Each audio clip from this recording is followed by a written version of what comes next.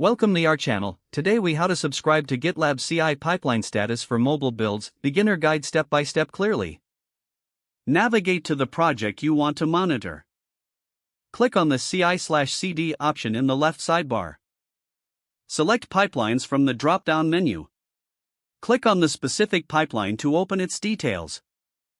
Look for the notifications section at the top right corner. Click on the bell icon to open notification settings. Choose Custom to define your notification preferences. In the Custom Notification settings, you can select various events. Make sure to check events related to pipeline status changes. You can opt for notifications on success, failure, or any changes in the pipeline status. Once your preferences are set, click Save Changes.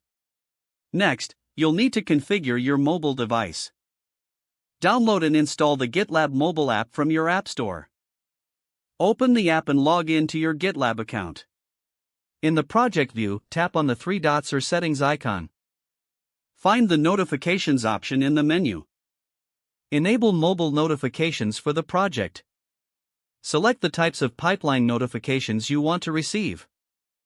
You should now receive updates on the pipeline status directly to your mobile device. Test the functionality by triggering a new pipeline or waiting for the next scheduled build. Make sure your device settings allow notifications from the GitLab app. That's it. You are now set up to track your GitLab CI pipeline status for mobile builds. If the page does not load, refresh the browser or try again in a private or incognito window. Make sure you are using the correct email address, then retype it carefully to avoid small typos.